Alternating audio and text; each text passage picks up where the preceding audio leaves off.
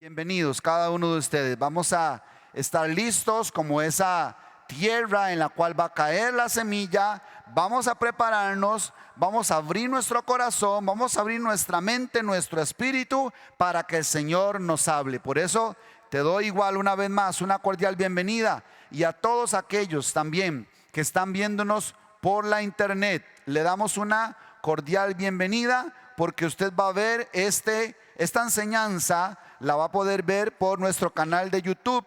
Entonces, no solo la enseñanza de hoy, ya hemos dado otras enseñanzas anteriormente, la primera parte y la segunda parte. Así que si usted es primera vez que ve esta enseñanza por internet, puede buscar las otras dos partes, la 1 y la 2, para ver completa esta serie que le hemos titulado Lo que sí es comer la cena del Señor. ¿Cuántos están listos? ¿Preparados? Ok, bienvenidos todos. Vamos entonces a escudriñar las escrituras. Yo creo que hoy vamos a ver varios textos bíblicos. No es mi costumbre, no me gusta ver uno y otro y otro y otro texto bíblico. Me gusta más que sea Dios que hable, ¿verdad? Que sea el Señor que de acuerdo a su palabra nos hable.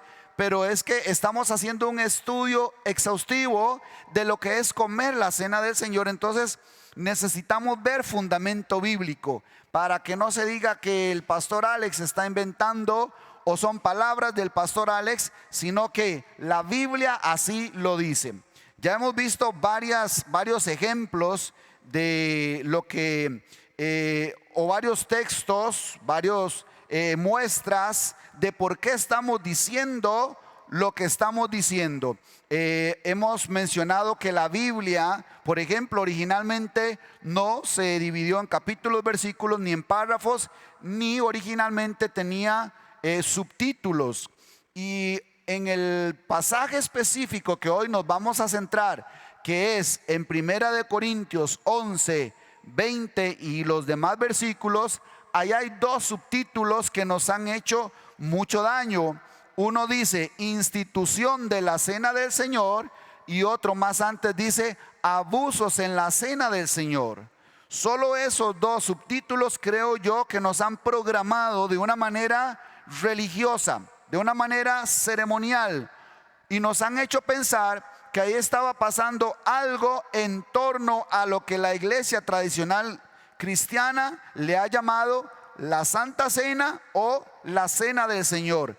Y no es eso, ahí no estaba pasando nada de eso, pero lo vamos a ver con la Biblia. Primero que nada, leamos el texto base, que es Primera de Corintios 11:20. Yo quiero que leamos en Primera de Corintios 11:20, que dice así. Dice: cuando pues os reunid vosotros, esto no es comer la cena del Señor. Ese es el pasaje clave, central, el poderoso. Por eso lo leo otra vez. Cuando pues os reunís vosotros, esto no es comer la cena del Señor. ¿Por qué a mí me sorprende este versículo? Porque ahí no está hablando todavía de comida, de bebidas, de elementos, de un pedacito de pan, de un poquito de jugo. Ahí no está hablando nada. Está hablando de una reunión. Está hablando de congregarse, está hablando de reunirse. Y aquí yo necesito, a partir de este momento, usted que está acá presente y usted que me está viendo por la internet, aquí necesitamos hacer uso de el pensamiento. Yo quiero provocarle a usted pensar. Hay cosas de esto que con solo el sentido común podríamos entenderlo, pero si el sentido común que usted tiene no le basta, entonces pídale al Espíritu Santo que le revele lo que Él quiso decir y enseñar cuando inspiró estas escrituras. Vuelvo a leer: cuando pues vosotros os reunís, esto no es comer la cena del Señor. Está refiriéndose a una reunión. O sea, comer la cena del Señor tiene que ver con una reunión y no con una comida física. Comer la cena del Señor tiene que ver más con congregarse que con comer una comida física.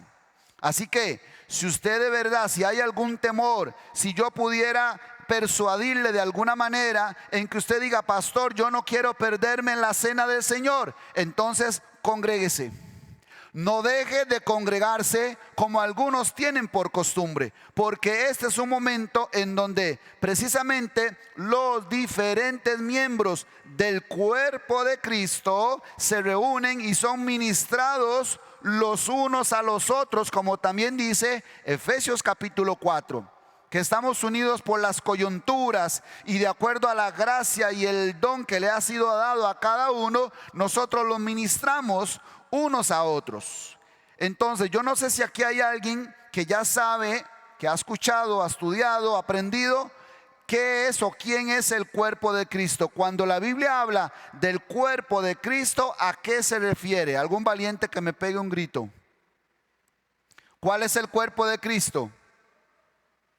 Dígalo fuerte, no le dé miedo.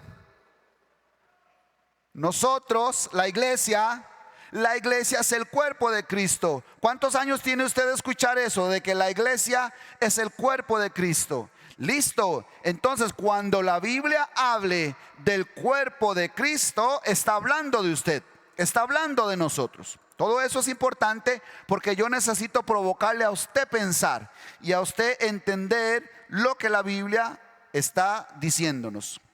Primero que nada, hablamos un poquito la vez anterior del motivo de la carta del apóstol Pablo a la iglesia que estaba en Corinto.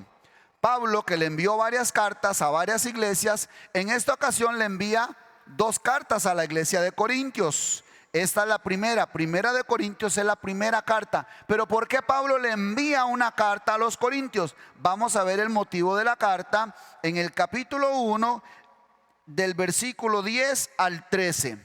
¿Por qué Pablo le envía esta carta a los corintios? Dice el versículo 10, 1 Corintios 1:10.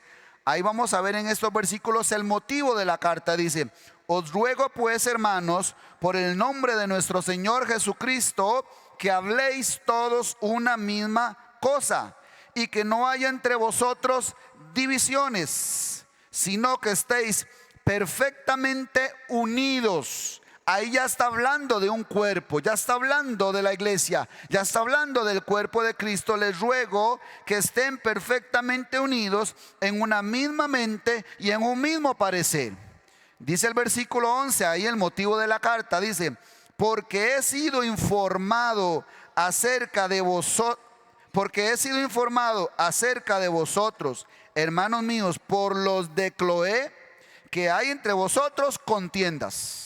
Parece que había un grupo ahí de líderes que le pasaban un informe al apóstol Pablo. Está pasando esto, hay divisiones, hay contiendas, hay disensiones. Y vea lo que sigue diciendo el versículo 12. Quiero decir que cada uno de vosotros dice: yo soy de Pablo, y yo de Apolos, y yo de Cefas. Cefas era Pedro. Y yo de Cristo.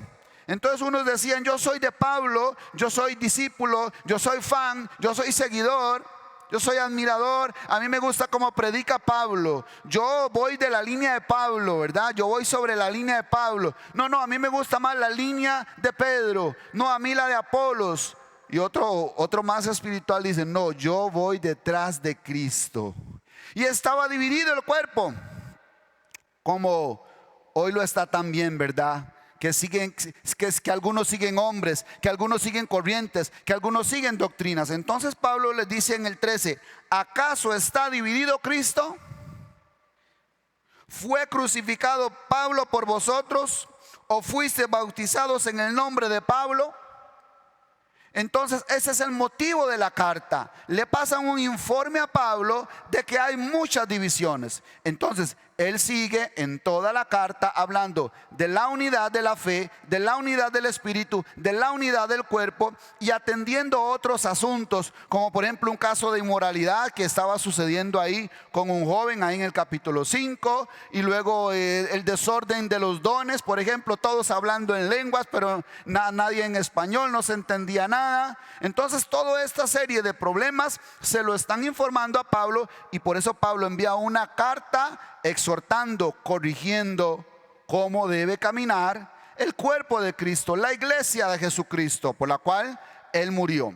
Entonces, Vamos a saltar para eso al capítulo 10. Continúa hablando de la unidad del cuerpo y vamos a saltar, obviamente no podemos leer todos los capítulos, pero a partir del versículo 10, perdón, a partir del capítulo 10 de Primera de Corintios ya se empieza a acercar lo que Pablo quiere que sea revelado acerca del cuerpo de Cristo. Y entonces dice el capítulo 10, versículo 1. Vamos a ver, dice 1 Corintios 10:1, porque no quiero, hermanos, que ignoréis que nuestros padres todos estuvieron bajo la nube y todos pasaron el mar, haciendo referencia al pueblo de Israel para que nosotros aprendamos de esto. Dice, no quiero que ignoréis que nuestros padres todos estuvieron bajo la nube y todos pasaron el mar. Y todos en Moisés fueron bautizados en la nube y en el mar. Y aquí viene lo bueno, versículo 3, viene lo bueno, dice, y todos comieron el mismo alimento espiritual. Y todos comieron el mismo alimento espiritual. Versículo 4, y todos bebieron la misma bebida espiritual. Entonces la comida y la bebida de Cristo, ¿cómo es? Espiritual. No es natural, no es física, no es externa. Incluso refiriéndose al pueblo de Israel. La comida de Cristo es espiritual, dice, y todos bebieron la misma bebida espiritual, porque bebían de la roca espiritual que los seguía, y la roca era Cristo. Por eso es que en una de las enseñanzas anteriores yo le decía a ustedes mismos que esta carta de Primera de Corintios se escribió 5 años después que la carta que Pablo le escribió a los Gálatas. ¿Sí recuerdan eso? Gálatas fue escrito alrededor del año 49 después de Cristo. Primera de Corintios fue escrito alrededor del año 55 después de Cristo. Pero resulta que Pablo le dice a los Gálatas, Gálatas insensatos, ¿quién los fascinó? Delante de los cuales Cristo fue claramente presentado, pero ustedes quieren volverse a los débiles rudimentos. Entonces, si Pablo empieza a exhortar a los Gálatas para que no les hagan volver a los ritos, volver a las ceremonias, volver a los días, volver a los meses, volver a las fiestas, si exhorta a los Gálatas 5 años después de escribirle a los Corintios, ¿cómo le va a decir 5 años después a los Corintios? Tomen una copita de jugo y coman un pedacito de pan, porque eso representa el cuerpo de Cristo, y si ustedes no participan de eso, viene Cristo y se quedan. ¿Ustedes creen que Pablo hubiera hecho eso? Cuando está hablando aquí, un capítulo antes, de que la bebida es espiritual y de que la comida es espiritual, no puede contradecirse el mismo escritor, por cierto. Pero aquí en el capítulo 10 brinquemos al versículo 14, porque ahí sigue hablando una serie de ejemplos de lo que pasó con Israel por estas mismas divisiones. Pero vea lo que dice el versículo 14. Vamos a leer varios versículos. 1 Corintios 10:14 dice, por tanto, amados míos, huid de la idolatría. Versículo 15, como a sensatos os hablo, juzgad vosotros lo que digo. Aquí yo soy prácticamente haciendo lo mismo que el apóstol Pablo. Les quiero hablar como a sensatos, como a personas que están cuerdas, que están en su juicio cabal, y luego ustedes juzguen lo que yo digo. ¿Les parece? Versículo 16 sigue diciendo, bueno, dice el 15, como a sensatos hablo, juzgad vosotros lo que digo. Versículo 16, la copa de bendición que bendecimos no es la comunión de la sangre de Cristo. El pan que partimos no es la comunión del cuerpo de Cristo. Levante la mano el que es cuerpo de Cristo. Si aquí hay cuerpo de Cristo, levante la mano. Si usted cree que usted es el cuerpo de Cristo porque usted es la iglesia, diga, aquí estoy, aquí estoy. Soy el cuerpo de Cristo. Entonces, vuelvo a leer. El pan que partimos no es la comunión del cuerpo de Cristo. Por eso decían aquel versículo, estén en una misma mente, en un mismo sentir, en un mismo parecer. Ahorita estamos en lo mismo. ¿Cuántos quieren que Cristo sea revelado a su corazón? ¿Cuántos quieren que Dios haga su obra maravillosa en su corazón de transformación? Que los liberte, que los sane, que los transforme. Si quieren eso, estamos en un mismo pensar, en un mismo parecer, estamos en comunión. O sea, el cuerpo de Cristo está en comunión. O sea, que estamos partiendo el pan. Pastor, pero yo no vi cuando lo repartieron. Usted es el pan, porque usted es el cuerpo de Cristo. Aquí lo acabamos de leer. El pan que partimos no es la comunión del cuerpo de Cristo. Pero sigo leyendo. Siendo uno solo el pan, nosotros con ser muchos somos un cuerpo, pues todos participamos de aquel mismo pan. ¿De cuál pan? De Cristo. Cristo. Ahora usted me dice, pastor, usted me dice que yo soy el pan y luego me dice que es Cristo. Y nosotros no somos el cuerpo de Cristo. Él es la cabeza, nosotros somos el cuerpo. Entonces dice, todos siendo muchos miembros, dice, somos un cuerpo, pues todos participamos de aquel mismo pan. Ok, vea que aquí todavía Pablo está hablando de pan, de comunión, de cuerpo, de copa, y todavía no se ve por ningún lado la cenita del Señor, ¿verdad? Y ya está hablando de pan, ya está hablando de partir, está hablando del cuerpo de Cristo, de la comunión. Pero sigo leyendo. 18. Mirad a Israel según la carne. Los que comen de los sacrificios no son partícipes del altar. Versículo 19. ¿Qué digo pues? ¿Que el ídolo es algo o que sea algo lo que se sacrifica a los ídolos? 20. Antes digo que lo que los gentiles sacrifican, a los demonios lo sacrifican y no a Dios. Y no quiero que vosotros os hagáis partícipes con los demonios. Versículo 21, este es el bueno. Viene el 21.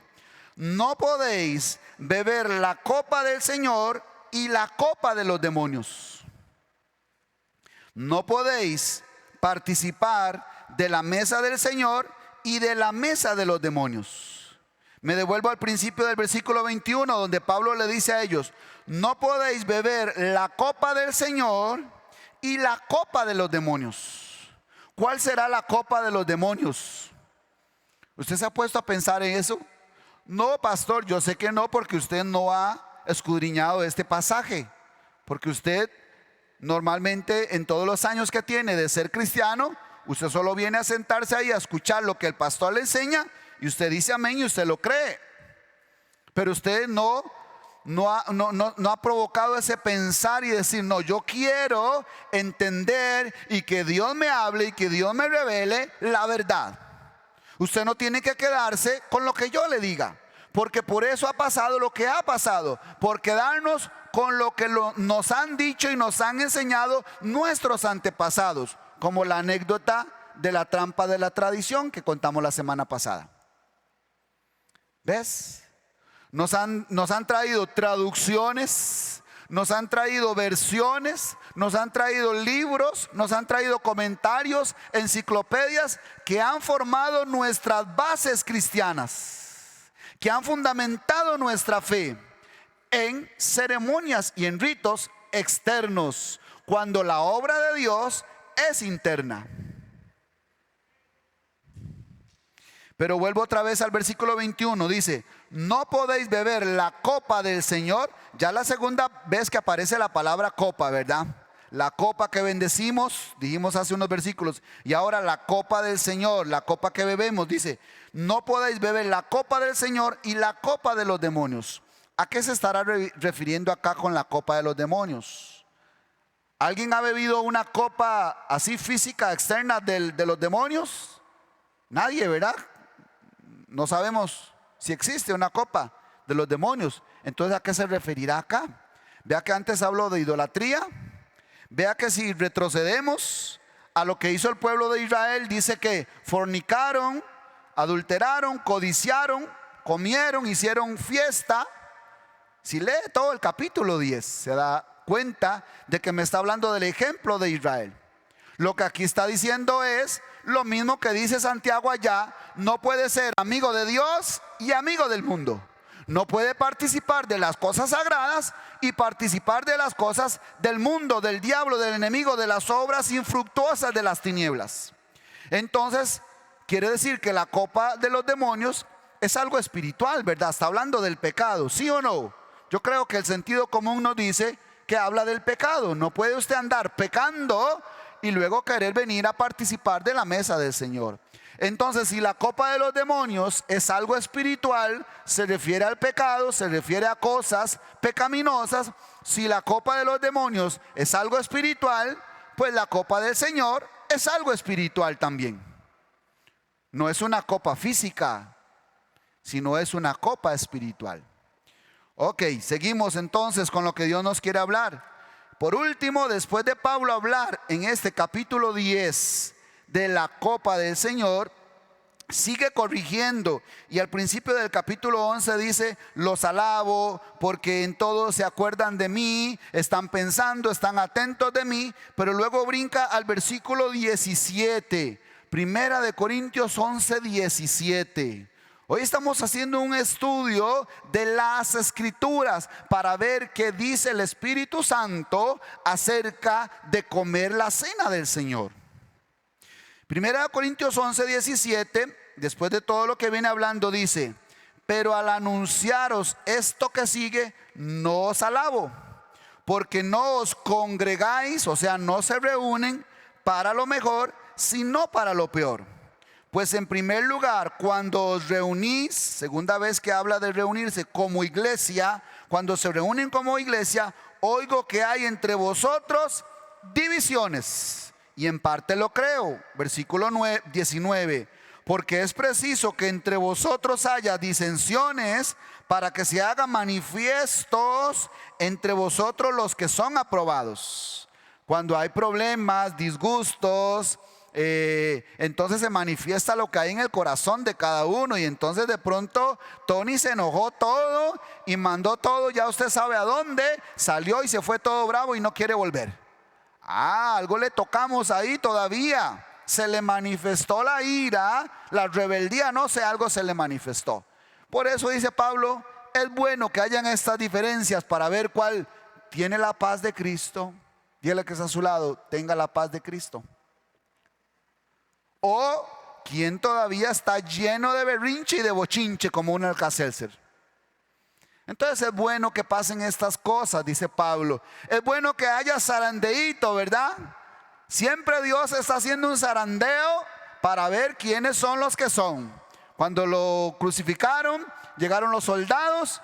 Óigame, todo el mundo, calabaza, calabaza, cada quien para su casa. Quedó solo Jesús. ¿Y dónde están todos los 5,000 que alimentó? ¿Y dónde está aquel ciego que le dio la vista? Aquel paralítico que lo hizo caminar. Aquellos 3 que resucitó, ¿dónde están? No había ninguno clamando diciendo: no, libérenlo a él y crucifiquen a Barrabás. No estaban, ¿dónde estaban? Entonces es bueno que haya un zarandeíto para ver lo que hay en el corazón de la persona. Eso es lo que dice Pablo. Pero sigo, 20, ahora sí. Cuando pues os reunís vosotros, esto no es comer la cena del Señor, porque al comer cada uno se adelanta a tomar su propia cena, y uno tiene hambre y otro se embriaga. ¿Por qué? Dice: pues que no tenéis casas en que comáis y bebáis. Vamos a leer tranquilamente este versículo 22, porque ya algunos que todavía dudan dicen: pastor, ahí habla de la cena, ahí habla de la cena. Siempre quieren defender, ¿verdad?, la ceremonia, no quieren soltarla. En lugar de comer el pan espiritual que es Cristo, que se le está ofreciendo, quieren el otro pan que es pura harina, se lo come y luego se va a la letrina. Eso no lo transforma, ¿verdad? Ni vitamina tiene, más bien al contrario, engorda ese pan. No es tan bueno eso. 22, dice el versículo 22: pues que no tenéis casas en que comáis y bebáis. Ponga atención. O menospreciáis la iglesia de Dios y avergonzáis a los que no tienen nada. ¿Qué os diré? ¿Os alabaré en esto? En esto no os alabo. Pastor, pero ahí ¿por qué habla de la cena? Que cada uno toma su cena y todo. ¿Cuál cena? Mi hermano, pregunta: ¿usted cree que si estuviera hablando de un vasito de jugo y de un pedacito de pan, estaría hablando, dice, que si no tienen casas en que puedan comer. O porque dice que algunos corren, dice, y uno tiene hambre y otro se embriaga. ¿Será que se puede embriagar con ese mechazo? Eso lo pica nada más. Si fuera vino, ¿verdad? Del bueno, ese mechacito lo pica, pero que lo embriague no. Entonces no está hablando de eso. Está hablando de una cena de verdad que traían, que en la cultura de ellos le llaman ágapes, y participaban. Pero lo que pasa es que traían, bueno, uno traía seguro un cordero, otro traía, no sé, un becerro y pan y uvas y trigo y tortas, y ya le dio hambre, ¿verdad? Y vino y jugo, de todo. Entonces eso estaba servido ahí. Pero resulta que llegaba uno y corrían, y unos comían de más que otros. Entonces había una diferencia, había una injusticia. Unos comían más que otros. Y es más, no solo eso, sino que Tony, que tiene un abastecedor y que él maneja buena plata, y dice: tranquilo pastor, yo me traigo un becerro, un ternero.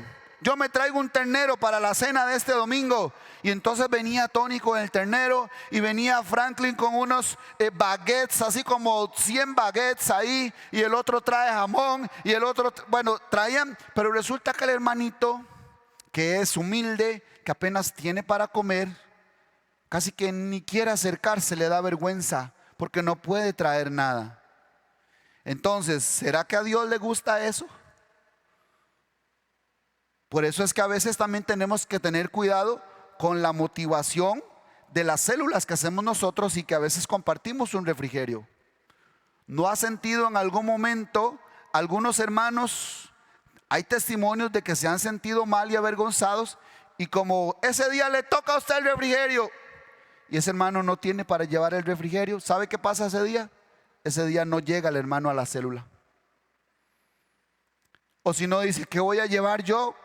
Si Tony siempre lleva 5 cantonés, Josué siempre lleva pizza, y aquel hermano lleva, ¿qué más? Chicharrones, chifrijo.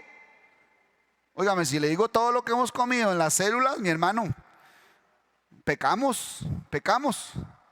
Chifrijo trajo un día un hermano. Ok, ahora le toca a Alex. Y Alex con costos tiene para pagar el alquiler, los recibos y el arrocito y los frijoles para llevar a la casa. Y digo: pastor, ¿qué voy a llevar? Líder, hoy no voy a la célula. Mi hermano, pero hoy te tocaba el refrigerio. Entonces, ¿para qué se inventaron las células? Para ganar almas para Cristo, para que hubiera comunión, para que Cristo fuera impartido, para que se partiera el verdadero pan, o para las comilonas. ¿Alguien está entendiendo algo? Eso era lo que pasaba ahí. De esa es la cena que está hablando, que algunos se adelantaban y comían más que otros, y otros se embriagan. O sea, para que hubiera mala crianza. Estoy hablando a lo tico, ¿verdad? ¿Cuántos son ticos acá? ¿Me entienden el lenguaje? Sí.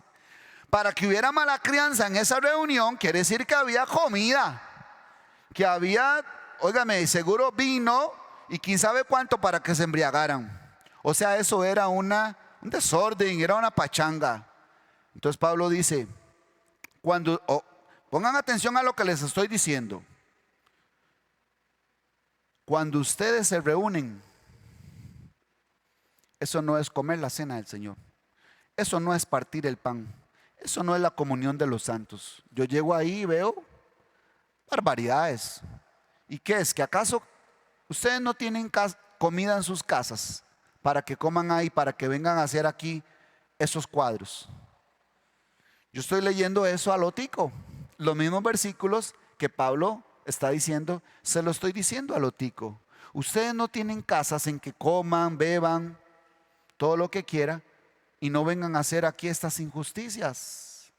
En esto no los alabo. Esto no es comer la cena del Señor, porque la cena del Señor es algo espiritual, es algo sagrado, donde yo lo amo a Él, donde le doy el primer lugar, donde lo prefiero a Él, donde impartimos paz, impartimos, no sé, la gracia, el don que Dios me ha dado. O sea, nos sentimos bien todos. Ahí está Cristo presente, ahí sí está Cristo, la presencia de Dios ahí sí está. Entonces, después de decir todo eso, continúa hablando. No ha parado, el apóstol Pablo no ha parado de hablar. Después de decir todo eso, continúa hablando y les dice, versículo 23, porque yo recibí del Señor lo que también les he enseñado, que la noche que el Señor fue entregado, tomó pan y lo partió y dijo, tomad, comed, esto es mi cuerpo que por vosotros es partido, haced esto en memoria de mí. Ya eso lo hablamos la semana pasada. Hagan esto porque esto habla de mí. Este pan habla de mí, de esa obra, de este cuerpo que va a ser molido por vuestros pecados. Y luego dice, también tomó la copa y les dijo, tomad, esta es la copa del nuevo pacto en mi sangre, bebed de ella todos y haced esto en memoria de mí. Entonces, Pablo no está instituyendo nada. Pablo está recordando aquella noche. Dice, porque yo recibí del Señor, Él me reveló algo que Jesús hizo aquella noche cuando le estaba hablando a sus discípulos de su cuerpo, de su sangre que iba a ser derramada por las almas, por el cuerpo de Cristo, para salvarlos, para redimirlos. Pero ustedes vienen y me hacen aquí una orgía. Eso está diciendo el apóstol Pablo. Y para que no se escandalice mucho, la palabra orgía no tiene que ver solo con sexo, que es lo que nosotros la asociamos. Orgía significa excesos. Eso significa la palabra orgía. Excesos. Exceso en cualquier área. En este caso, glotonerías. Es otro sinónimo de orgía, glotonería. Entonces, Pablo lo que está recordando es la noche que el Señor Jesús fue entregado, pero por amor al mundo, para salvar las almas.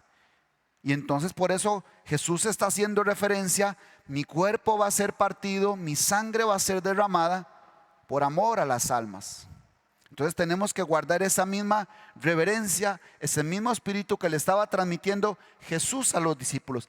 Pablo lo que está haciendo es recordando aquella noche, aquello que Jesús les dijo. Pero seguimos hablando, porque yo sé que usted todavía tiene dudas. Dice el versículo 26. Porque ya le leí lo del pan y lo de la copa. Versículo 26 dice, así pues, todas las veces que comieres este pan y bebieres esta copa, la muerte del Señor anunciáis hasta que Él venga. Y usted dice, ahí está, pastor, otra vez, explíqueme esa. Ahora, ya lo agarré a este pastor, porque ahí dice, cada vez que comieres este pan y bebieres esta copa, la muerte del Señor anunciáis hasta que Él venga. Y entonces usted dice, ve, pastor, por eso es que hay que estar celebrando la cena del Señor, y con eso anunciamos la muerte de Cristo hace 2000 años. Señor, gracias porque moriste por mí. Gracias por tu muerte en la cruz. Gracias. Y eso lo vamos a hacer hasta que Él venga.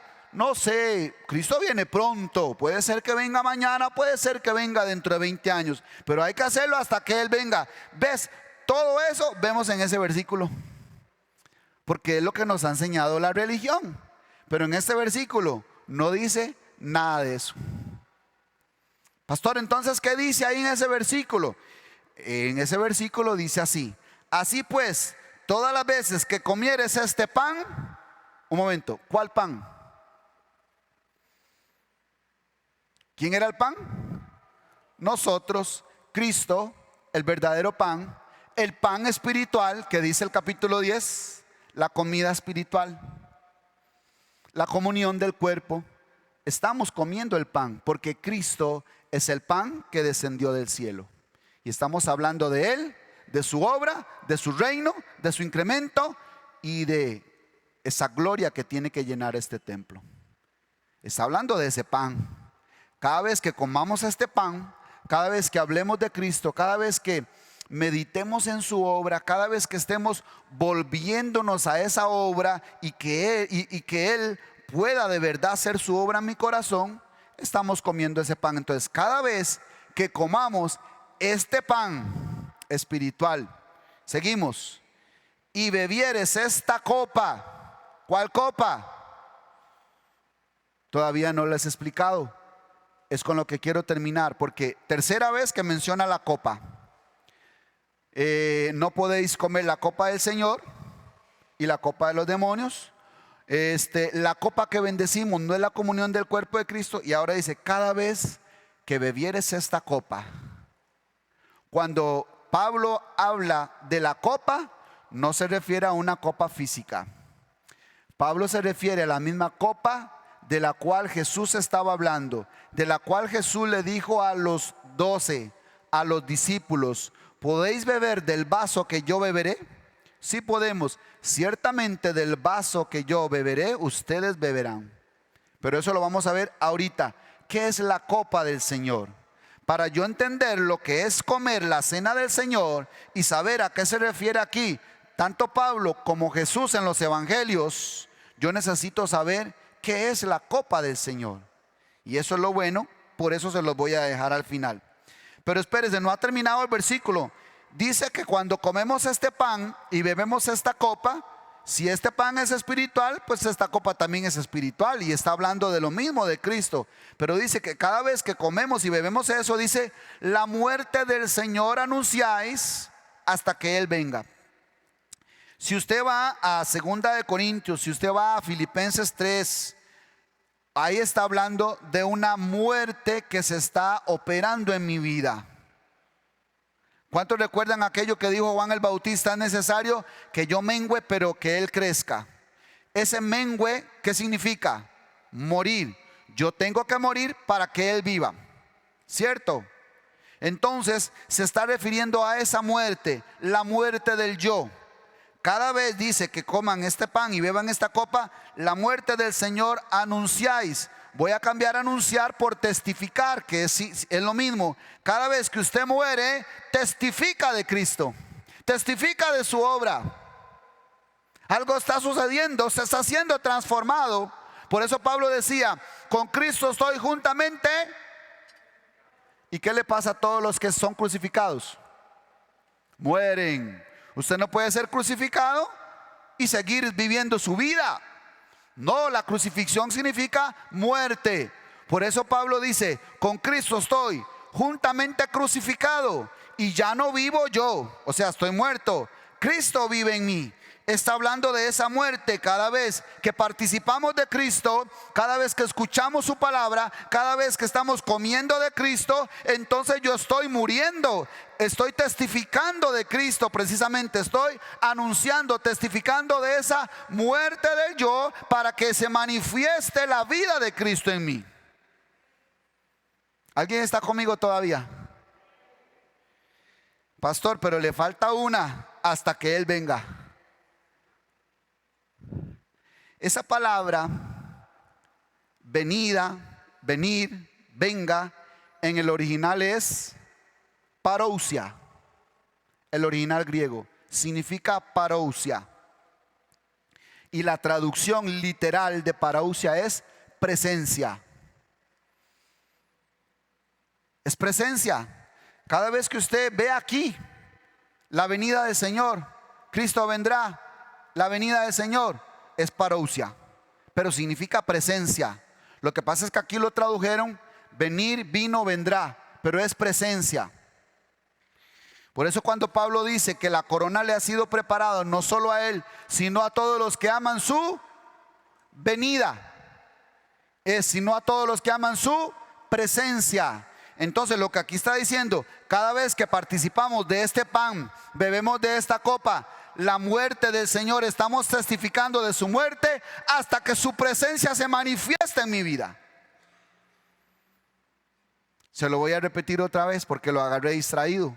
Cada vez que nosotros comemos este pan, que es Cristo, el pan espiritual, bebemos esta copa que es espiritual también, que tiene que ver con la obra de Cristo, la muerte del Señor está siendo testificada, se está testificando de su muerte, de su obra, de esa crucifixión que está operando en mi corazón, y entonces de pronto se va a empezar a manifestar su presencia en mí hasta que Él llene toda esta tierra de su gloria. Y eso es lo que dice este versículo.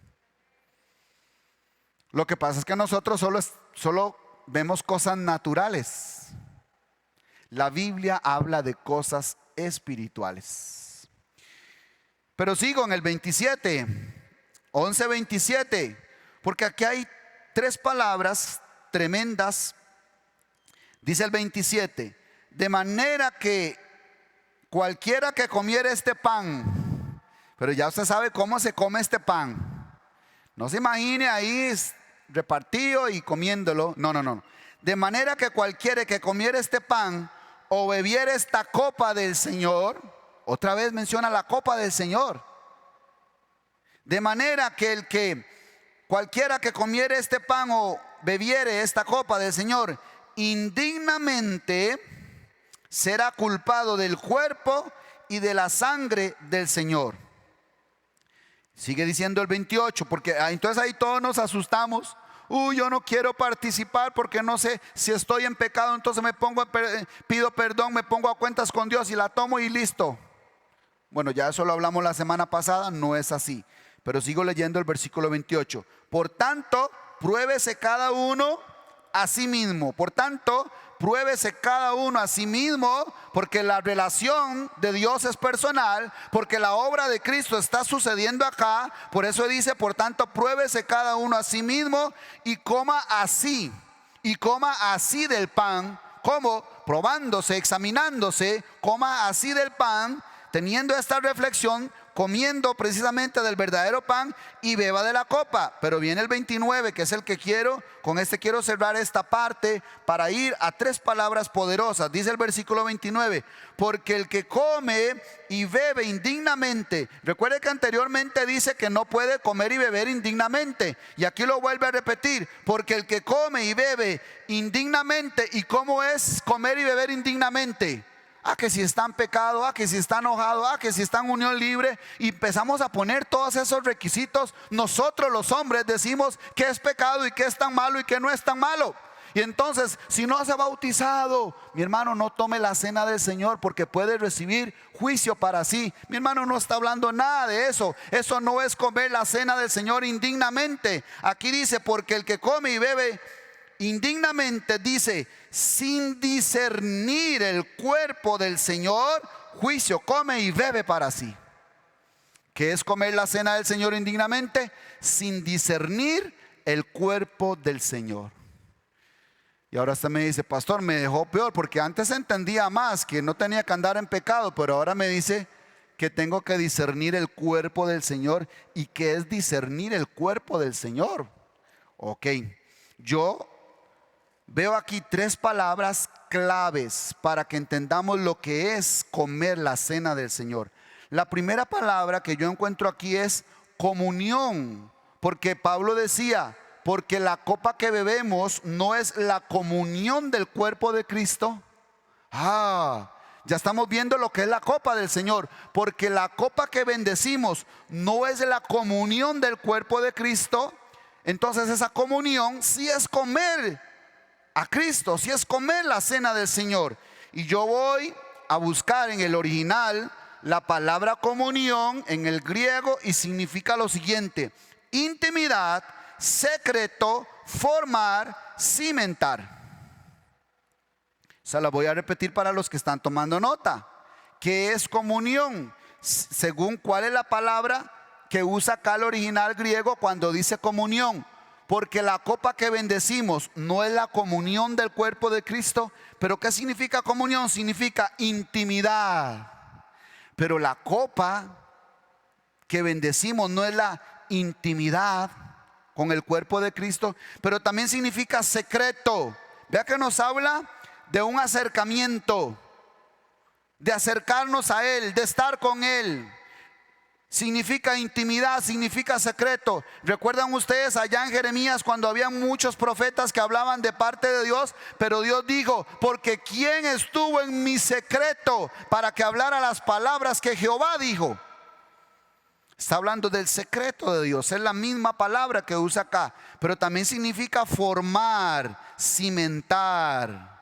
¿Recuerdan lo que dijo Pablo en Gálatas? Hijitos míos, por quienes vuelvo a sufrir dolores de parto hasta que Cristo sea formado en vosotros. Es Dios formando a su Hijo en nosotros. Eso es comer, o eso es la comunión. Pero no solo esa palabra quiero que veamos. Otra palabra importante yo encuentro aquí aparte de comunión, y es participar. Porque no puedes participar de la copa del Señor y de la copa de los demonios, porque no puede participar de la mesa del Señor y de los ídolos. ¿Qué significa participar? Acá también en el original griego significa lo siguiente: significa transferencia.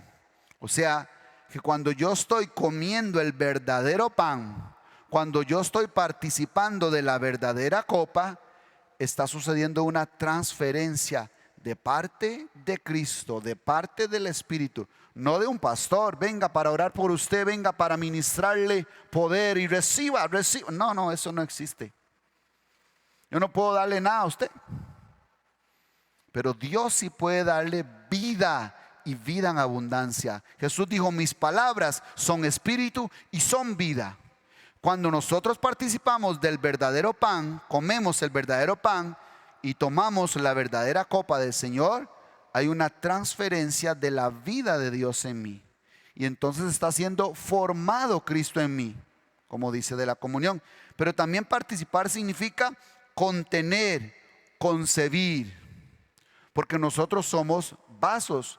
El alma es como un vaso, es como una vasija que recibe todo lo que usted le meta, dice el pachuco, ¿verdad? Todo lo que usted le eche. Usted le echa lo malo, se va a llenar su corazón de cosas malas. Pero si usted medita en el Señor, si usted habla con el Señor, si usted está en comunión con Él todo el día, esa vasija, así como esta copa, va a ser llena de su presencia, va a ser llena de su amor, va a ser llena de su paz, va a ser llena de su paciencia. Por eso el salmista decía, mi copa está rebosando. Porque somos como una vasija que vamos a contener o concebir precisamente la vida de Dios, si me permiten decir el término. Pero curiosamente esa palabra participar en griego se deriva de dos, que son sun y merizo. Sun significa unión, merizo significa partir y repartir. ¿Por qué les digo esto? Porque en el libro de los Hechos, una frase que se usa mucho es, partían el pan por las casas, ¿recuerda? Partían el pan por las casas, habla el libro de los Hechos. Bueno, curiosamente el libro de los Hechos fue escrito después que Corintios, ¿verdad? Y el libro de los Hechos fue escrito por Lucas. Lucas era colaborador de Pablo. Entonces obviamente Lucas manejaba el entendimiento, el lenguaje y seguramente palabras que usaba el apóstol Pablo. En este caso, cuando Pablo habla aquí de ese partimiento, el pan que partimos no es el cuerpo de Cristo. Entonces cuando allá en el libro de los Hechos habla del partimiento del pan, ya no se vuelva a imaginar la cenita del Señor. Imagínense que estaban predicando a Cristo, testificando de Cristo, hablando de Cristo, adorando a Cristo. Ese es el partimiento del pan que habla el libro de los Hechos. Porque eso es lo que significa participar, partir, repartir. Termino con la última palabra que veo acá, que creo que es la más importante del texto, que dice, porque todo aquel que come o bebe indignamente sin discernir el cuerpo de Cristo. Pastor, ¿qué es eso? Discernir. Me interesa entender lo que es discernir el cuerpo de Cristo, porque no quiero participar, no quiero comer de la cena del Señor indignamente. ¿Qué significa discernir? Bueno, en el original tiene los siguientes significados en el original griego significa separar completamente. Ese es uno. Separar completamente. También significa atravesar. También significa tallar en piedra. Tres cosas, tres significados encontré yo en el original griego de la palabra discernir. Separar completamente, atravesar, tallar en piedra. Entonces, ¿qué le parece si nosotros usáramos uno de estos sinónimos o significados en lugar de discernir y nosotros dijéramos que cualquiera que come indignamente sin separar completamente el cuerpo de Cristo, juicio come y bebe para sí? Esta separación es lo que Dios está haciendo dentro de nosotros, separando la luz de las tinieblas, separando el espíritu de la carne, separando lo natural de lo espiritual, separando el yo, el viejo hombre, el hombre natural de Cristo, del espíritu. Tiene que haber una separación, es lo que vino Él a hacer a mi vida, separar el pecado, la muerte de la vida. Entonces, si no está sucediendo eso en mí, yo estoy comiendo indignamente. Tiene que haber una separación. La palabra separación en la Biblia, en el lenguaje cristiano, en la obra de Dios, es trascendental. Separar, porque Dios lo que está haciendo es separándonos del mundo. Eso es lo que significa santificar, separar. Ok, eso es uno, pero atravesar también. Ya no es solo comer un pedacito de pan, ya no es solo decirle al hermano, te perdono, sí, yo sé que eres el cuerpo de Cristo, sí, sin discernir el cuerpo de Cristo, sí, yo sé que mi hermano es, no, de aquí dice, cualquiera que come o bebe indignamente, sin separar, sin atravesar el cuerpo de Cristo, es como si yo me estuviera sumergiendo en Él, siendo parte de Él, haciéndome uno con Él. ¿Y qué le digo de tallar en piedra? Ustedes saben lo que es tallar en piedra, lo que hacen los escultores. Con un mazo y un cincel empiezan a darle forma a un pedazo de piedra. O sea que si Dios no está haciendo esa obra en mí, si Dios no está formando a su hijo en mí, pero no se imagine un mazo y un cincel natural, imagínese algo espiritual. Dios está formando a su hijo en mí. Si no está siendo formado su hijo en mí, entonces estamos comiendo, participando indignamente de su iglesia, de su obra, de su comunión.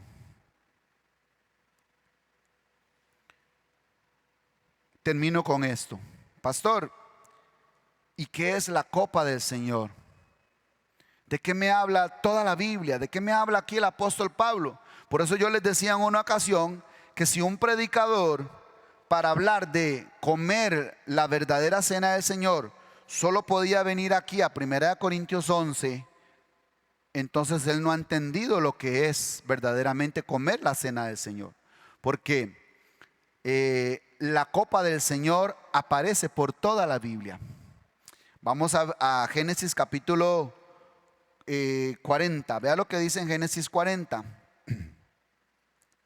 Para que entendamos, cuando la Biblia habla de la copa del Señor, no está hablando de una copa física, natural y externa. Está hablando de algo espiritual. Génesis 40 en el versículo 9 dice así, ponga mucha atención. Esto es una historia que usted conoce mucho, pero no lo había visto así. Usted no entendía que Dios nos estaba enseñando algo ahí. Usted la ve como la historia de un jovencito que primero le fue mal y luego le fue bien. No, espérese. Génesis 49 dice, entonces el jefe de los coperos contó su sueño a José. ¿Cuántos se saben la historia de José? Si no se la sabe, tiene que ir a la escuela de los niños, ahí se la cuentan. Entonces el jefe de los coperos contó su sueño a José y le dijo, yo soñaba que veía una vid delante de mí. ¿Quién es la vid? ¿Qué dice la Biblia? ¿Quién es la vid? Cristo dijo, yo soy la vid y ustedes son los pámpanos. Entonces en ese sueño dice el copero, vi una vid y en la vid 3 sarmientos, o sea, 3 ramas, y ella como que brotaba y arrojaba su flor, viniendo a madurar sus racimos de uvas. Y que la copa de Faraón, ya apareció la copa, y que la copa de Faraón estaba en mi mano, y tomaba yo las uvas y las exprimía en la copa de Faraón, y daba yo la copa en mano de Faraón. Y le dijo José, versículo 12, esta es su interpretación. Los 3 sarmientos son 3 días. Y si a usted no le habla nada, 3 días, tenemos que seguir escudriñando la Biblia para que vea qué cosas sucedieron en 3 días. Estos son 3 días. Al cabo de 3 días levantará Faraón tu cabeza y te restituirá a tu puesto, y darás la copa a Faraón en su mano, como solías hacerlo cuando eras su copero. Vamos a leer otra antes de terminar. Acá tengo en el versículo 44, no, ese todavía no. Vamos a quedarnos con esta historia. Cuando el panadero escuchó que el copero le contó el sueño a José, y que José se lo interpretó y que le fue bien, dice: José, yo también tuve otro sueño, dice el panadero. Yo no sé si usted está viendo ya algo ahí. Por aquí hay pan y por aquí hay vino. ¿Sí está viendo algo? Hay una copa, pero eso también tiene unos significados según lo que le está dando José. Entonces el panadero dice: José, yo también tuve un sueño. Estos 3 estaban en la cárcel: José, el copero y el panadero. Y le dice el panadero: yo también soñé que yo tenía una canasta aquí en mi cabeza de muchos manjares, bocadillos, repostería, cangrejos de jamón y queso, arreglados bien ricos, o sea, todo eso. Cangrejo con dulce de leche, todo manjares aquí en esa canasta en mi cabeza, y venían los pájaros del cielo y comían de ella. ¿Qué significa? Y le dice: bueno, esta es la interpretación.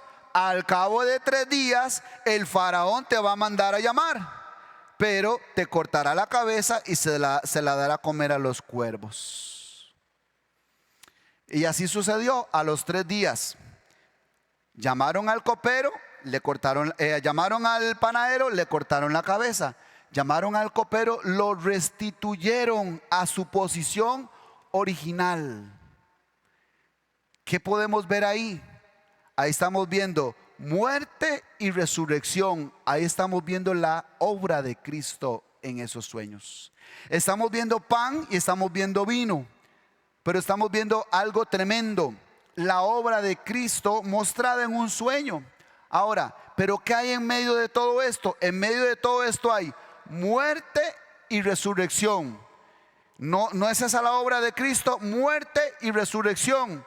Lo que pasa es que nosotros no hemos pensado todavía que tenemos que morir juntamente con Cristo para resucitar juntamente con Él. Nosotros creemos que todo lo que sucedió allá en la cruz del Calvario, Cristo pagó todo, y que todo eso yo lo recibo, es mío porque Él lo ganó para mí. No. Espérese, no vaya tan rápido. Eso tiene que suceder espiritualmente en su alma también. Tiene que haber una muerte del yo en mi vida, en mi corazón, para que luego haya una resurrección del nuevo hombre que es Cristo.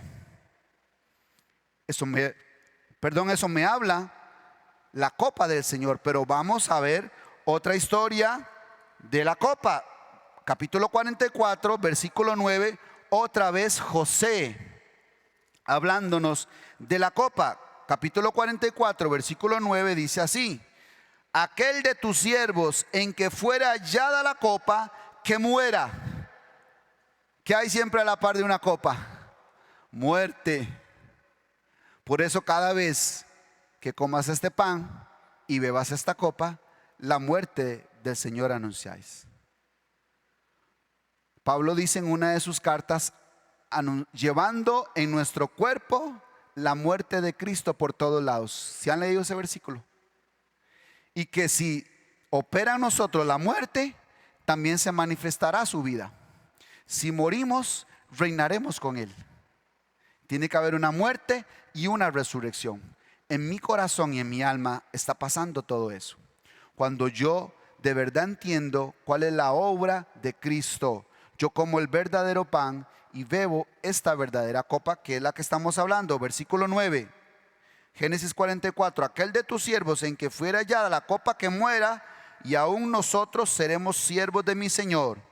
Versículo 17, brinquemos al 17, Génesis 44, 17. José respondió: nunca yo tal haga, el varón en cuyo poder fue hallada la copa, él será mi siervo. Vosotros id en paz a vuestro padre.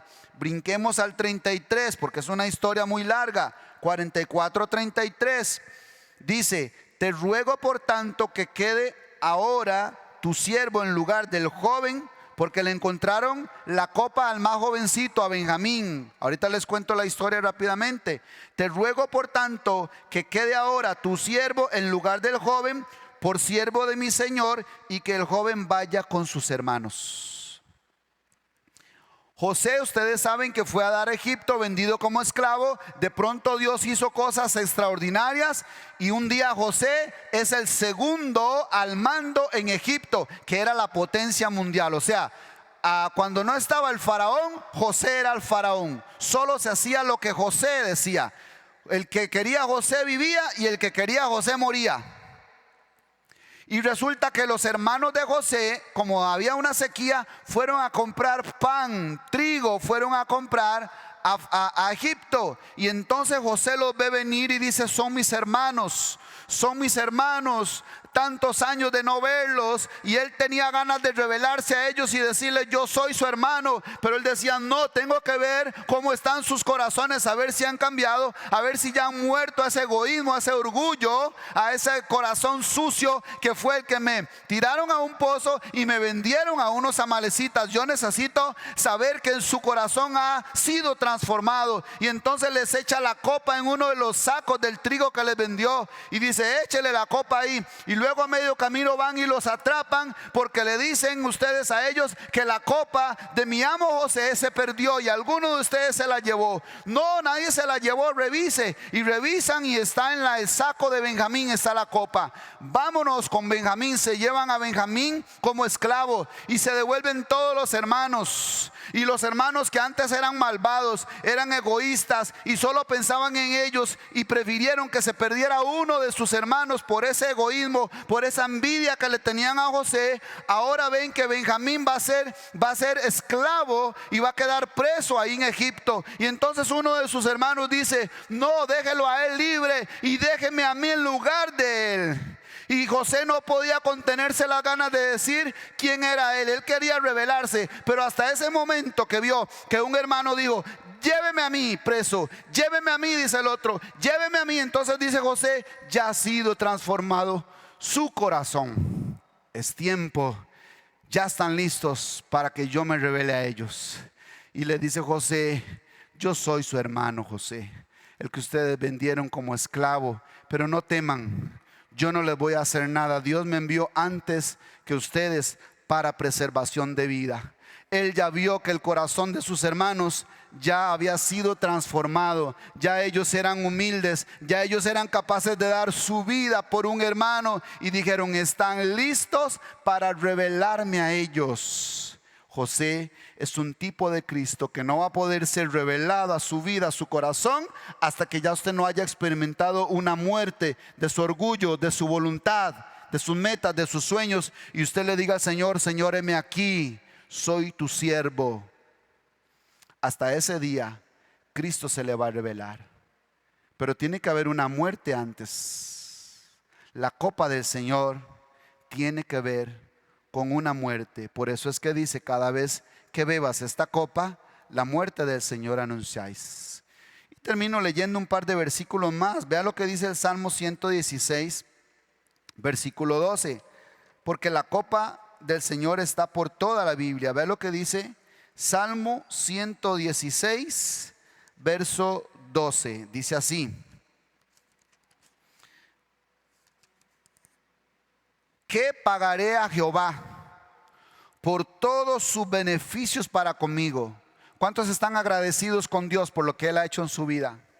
No es cierto que a veces: Señor, no tengo nada para pagarte, no tengo cómo agradecerte, Señor, no puedo, no tengo cómo mostrarte mi amor, mi entrega por ti. Y así estaba David, dice: ¿qué pagaré a Jehová por todos sus beneficios para conmigo. Y entonces dice el 13, está la respuesta, versículo 13, tomaré la copa de la salvación. Nosotros creíamos que la copa se había inventado allá con el apóstol Pablo o en la última Pascua. No, la copa siempre ha existido. Tomaré la copa de la salvación. Pero ¿cómo es eso? ¿Cómo es tomar la copa de la salvación? Dice, tomaré la copa de la salvación e invocaré el nombre de Jehová. Ahora pagaré mis votos a Jehová delante de todo su pueblo. Versículo 15. Estimada es a los ojos de Jehová la muerte de sus santos. ¿Venía hablando de copa o de muertos? La copa de la salvación tiene que ver con muerte. Pero nosotros ese versículo solo lo veíamos en las esquelas. Estimada es a Jehová la muerte de sus santos. Partió con el Señor, que Dios lo tenga en su gloria. No, aquí tiene que darse esa muerte. La copa de la salvación tiene que ver con la muerte del yo, del viejo hombre de Alex. Y vamos a Mateo 26:39. Vea lo que dice Mateo 26:39. Yo lo que quiero es que usted hoy sepa, entienda qué es la copa del Señor y qué es beberla. Mateo 26:39 dice: yendo un poco adelante, este es Jesús en Getsemaní. Jesús en Getsemaní está orando y le dice al Señor así, yendo un poco adelante, se postró sobre su rostro orando y diciendo: Padre mío, si es posible, pase de mí esta copa, pero no sea como yo quiero, sino como tú. ¿Será que Jesús estaba hablando de una copa como esta que la tenía ahí a un ladito mientras oraba? Señor, si es posible, pasa de mí esta copa, pero que no se haga mi voluntad sino la tuya. No, no, no, no, no, no, no. Jesús lo que le estaba orando al Padre, él sabía que iba a morir en la cruz. Él sabía que iba a dar su vida. Y esa copa era la que él estaba hablando, de la muerte en la cruz. Padre, si es posible, pasa de mí esta copa, pero que no se haga mi voluntad sino la tuya. Oró así 3 veces y Dios cayó. ¿Por qué? Porque si era la voluntad de Dios que tomara la copa, que era morir. La copa del Señor tiene que ver con muerte. Beber la copa del Señor es sinónimo de morir. Y termino con San Juan 18:11. Por si todavía no está convencido de qué es la copa del Señor y de qué se refería Cristo cuando le decía al Padre que pasara de él esa copa, pero que no se haga su voluntad. San Juan 18:11. San Juan 18:11. Están los soldados, quieren liberar a Jesús. Pedro sale en su defensa y no quiere que se lleven a Jesús. Y Jesús le responde esto a Pedro. Versículo 11. Jesús entonces dijo a Pedro: mete tu espada en la vaina. La copa que el Padre me ha dado, ¿no la he de beber? ¿De cuál copa está hablando Jesús? La copa que el Padre me ha dado, ¿no la he de beber? Jesús está hablando de su muerte. La copa del Señor tiene que ver con mi muerte. Por eso, cada vez que nosotros bebemos esa copa y comemos este pan, estamos anunciando la muerte de Cristo hasta que precisamente esa muerte se manifieste, se haga realidad en nosotros y entonces su presencia se manifieste. Eso es comer la cena del Señor. Cierre sus ojos, por favor. Padre, en el nombre de Jesús.